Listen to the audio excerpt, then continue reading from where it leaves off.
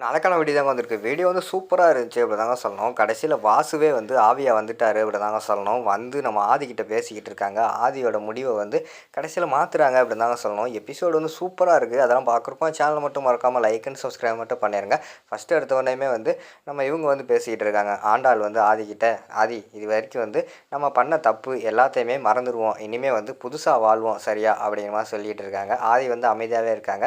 "என்ன ஆதி அமைதியா இருக்கீங்க?" அப்படிங்கிற மாரி கேட்டோனே, "இல்ல ஒன்றும் இல்லை" அப்படிங்கிற மாதிரி சொல்லிட்டு இருக்காங்க. ஆதி பார்த்துக்கிட்டோம்னா அந்த வெள்ளிக்கிழமை நடக்க போகிற இது ஆப்ரேஷனே நினச்சிக்கிட்டு இருக்கிற மாதிரி தான் காட்டிக்கிட்டு இருக்காங்க.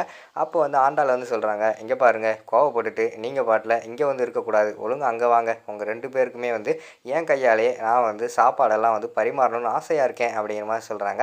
நம்ம பாரதி வந்து கிண்டல் பண்ணுறாங்க, "நம்ம ஆண்டாள் அது என்ன இப்படிலாம் பேசிக்கிட்டு இருக்க பொறுப்பா?" அப்படிங்கிற மாதிரி சொன்னோடனே, "ஏய் நானும் சின்ன பிள்ளையாடி, உன் வயசு தான் எனக்கும் சரியா, என்ன நான் கொஞ்சம் முன்கோவக்காரி" அப்படிங்கிற மாதிரி சொல்லிகிட்டு இருக்காங்க. "சரி சரி நான் வீட்டுக்கு போகிறேன், 2 பேருமே சீக்கிரமாக வந்து சேருங்க" அப்படிங்கிற மாதிரி சொல்லிட்டு அந்த இடத்துலேருந்து ஆண்டாள் வந்து போயிடுறாங்க. அதுக்கடுத்து பார்த்துக்கிட்டோம்னா பார்த்தீங்களாங்க, ஆண்டாளே வந்து எப்படி மனசை மாற்றிக்கிட்டா. அவள் வந்து எல்லாத்தையுமே மறந்து இனிமேல் வந்து புதுசாக சந்தோஷமாக வாழணும்னு சொல்லிக்கிட்டு இருக்கா. நம்மளும் அது மாதிரி வாழ்ந்தால் நல்லாயிருக்குங்க அப்படின்னு சொல்லிட்டு பாரதி வந்து சொல்லிக்கிட்டு இருக்காங்க. ஆதி வந்து சொல்கிறாங்க, "ஆமாங்க, ஆண்டாள் சொன்ன மாதிரி எல்லாத்தையுமே மறந்துட வேண்டியதான். மறந்துட்டு சந்தோஷமாக வாழ்ந்தால் தான் சரியாக வரும். எல்லாத்தையுமே வந்து ஒரே அடியாக மறந்தால் தான் நல்லது" அப்படிங்கிற மாதிரி சொல்லிவிட்டு ஆதி அந்த இடத்துல சொல்லிட்டு போகிற மாதிரி தான் காட்டிக்கிட்டு இருக்காங்க. பாரதிக்கு பார்த்தா ஒன்றுமே புரியலை. என்னடா இவர் ஒரு மாதிரி பேசிக்கிட்டு இருக்காரு அப்படின்னு சொல்லிட்டு அவங்க ஒரு யோசனையாகவே இருக்கிற மாதிரி தான் காட்டுறாங்க. அடுத்த சீனில் பார்த்துக்கிட்டோம்னா நம்ம அழகரோட அப்பா இருக்கார்ல, அவர் வந்து சிகரெட் அடிச்சுக்கிட்டு இருக்கிற மாதிரி காட்டுறாங்க. அந்த இடத்துக்கு வந்து நம்ம தர்மலிங்கம் வந்து வராங்க. "என்ன சம்மந்தி இந்த பக்கம்?" அப்படிங்கிற மாதிரி சொன்னோடனையும், "இல்லை சம்மந்தி, நீங்கள் வந்து ஃபங்க்ஷனுக்கு வரமாட்டீங்கன்னு நினச்சேன், வந்துட்டீங்களே" அப்படின்னு சொல்லிட்டு தர்மலிங்கம் வந்து சொல்கிறாரு. "ஆமாம் சம்மந்தி, என்ன பண்ணுறது, நம்ம பிள்ளைங்க தப்பு பண்ணால் என்ன பண்ண முடியும், நம்ம தானே கொஞ்சம் திருத்த முடியும், அதனால தான் வந்துட்டேன்" அப்படிங்கிற மாதிரி சொல்லிகிட்டு இருக்காங்க. "அது எப்படி சம்மந்தி, அழகர் மாதிரி ஒரு பையனை வச்சுட்டு இவ்வளோ நாளாக வந்து உயிரோட வச்சுக்கிட்டு இருக்கீங்க, எனக்கெல்லாம் இந்த மாதிரி ஒரு பையன் பிறந்ததா எப்பயே வெட்டி போட்டிருப்பேன்" அப்படி இப்படின்னு சொல்லிகிட்டு இருக்காரு.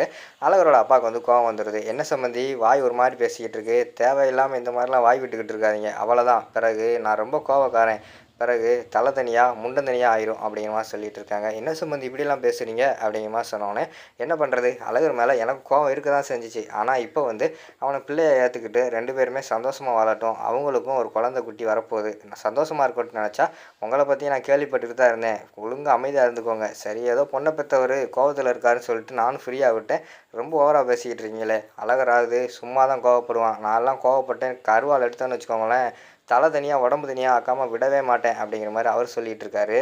அடுத்த சீனில் பார்த்துக்கிட்டோம்னா அங்கிட்டிருந்து வந்துடுறாங்க. லட்சுமியும் நம்ம அழகரோட அம்மா வந்துடுறாங்க. "வாங்க உள்ளே வாங்க, சாப்பிடுவாங்க சாப்பிடுவாங்கன்னு" சொன்ன உடனேயும் நம்ம தர்மலிங்கம் வந்து அப்படியே, "சரி சரி நீங்கள் போங்க நான் வாரேன்" அப்படின்னு சொல்லிட்டு அவர் அப்படியே நழுவிடுறாரு. அதுக்கடுத்து பார்த்தா அங்கிட்டு யோசிச்சுக்கிட்டு இருக்காரு, "யோவ் நீயும் தான் இந்த ஃபங்க்ஷனுக்கு வருவேல, கடை திறப்பு விழாக்கு, உன்னையும் சோழியை முடிச்சிடுறேன்யா" அப்படின்னு சொல்லிட்டு அவர் ஒரு பக்கம் யோசிச்சுக்கிட்டு இருக்கிற மாதிரி தான் காட்டிக்கிட்டு இருக்காங்க.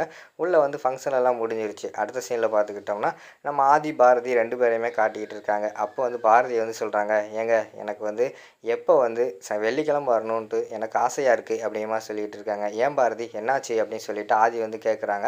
"ஆமாங்க, வெள்ளிக்கிழமை வந்து இப்போ பார்த்தீங்களா, ஆண்டாள் அழகர் கடை திறக்க போகிறாங்க, அவங்க 2 பேருமே சந்தோஷமாயிட்டாங்க, இனிமேல் அவங்க அவங்களோட வாழ்க்கையை பார்த்துக்கிட்டு இருப்பாங்க, நம்ம வந்து வெள்ளிக்கிழமை நம்ம ஊருக்கு போயிட வேண்டியதான், நம்ம வந்து சந்தோஷமாக போய் சென்னையில் வாழணுங்க" அப்படிங்கிற மாதிரி சொல்லிகிட்டு இருக்காங்க. இங்கிட்டு பார்த்தா ஆதிக்கு வந்து 2 மனசாகவே இருக்குது. அவர் வேறு வந்து மூளையிலேருந்து அந்த நினைவுகள்லாம் அழிக்கணும்னு சொல்லிக்கிட்டு இருக்கால, அந்த நேரம் பார்த்து டாக்டர் வேறு கரெக்டாக கால் பண்ணிடுறாரு. கால் பண்ண உடனேயும் ஆதி வந்து ஃபோன் எடுக்காங்க. "என்ன ஆதி, உங்களுக்காக வந்து வெள்ளிக்கிழமை அப்பாயின்மெண்ட் வாங்கிட்டேன், சரி தானே, நீங்கள் ஆப்ரேஷனுக்கு ஓகே தானே" அப்படிங்கிற மாதிரி சொல்லிகிட்டு இருக்காங்க. ஆதி வந்து யோசிச்சுக்கிட்டே இருக்காங்க. டாக்டர் வந்து கேட்குறாங்க, "என்ன ஆதி அமைதியாகவே இருக்கீங்க, உங்களுக்காக தான் நான் வந்து வெள்ளிக்கிழமை அப்பாயின்மெண்ட் எல்லாம் வாங்கிட்டேன் அந்த டாக்டர்கிட்ட" அப்படின்னு சொன்ன உடனேயும் ஆதி வந்து, "ஓகே டாக்டர், பண்ணிடலாம் டாக்டர், நான் ஓகே தான்" அப்படிங்கிற மாதிரி சொன்னோடனே, "சரி ஆதி வெள்ளிக்கிழமை மறக்காமல் வந்துடுங்க, ஆப்ரேஷன் இருக்குது" அப்படிங்கிற மாதிரி சொல்லிடுறாங்க. "ஓகே டாக்டர் நான் வந்துடுறேன்" அப்படிங்கிற மாதிரி சொல்லிவிட்டு ஆதியும் சொல்லிடுறாரு. அடுத்து வந்துட்டு நம்ம பாரதி வந்து சொல்கிறாங்க, "சரி பாரதி, சரி ஆதி நீங்கள் வந்து வேலையை பாருங்கள், நான் உங்களுக்கு கால் அமுக்கி விட்றேன்" அப்படிங்கிற மாதிரி சொல்கிறாங்க. "ஏங்க எனக்கெல்லாம் எதுக்குங்க கால் அமுக்குறீங்க" அப்படின்னு சொல்லிட்டு ஆதி வந்து கேட்காங்க. "இருக்கட்டும், நீங்கள் நிறைய வேலை பார்க்குறீங்களே, நீங்கள் வேலை பாருங்கள், நான் கால் அமுக்கி விட்றேன்" அப்படின்னு சொல்லிட்டு அவங்க ஒரு பக்கம் கால் அமுக்கி விட்டுருக்கிட்டு இருக்கிற மாதிரி தான் காட்டிக்கிட்டு இருக்காங்க. ஆதி வந்து ஒரே யோசனையாக இருக்கார்.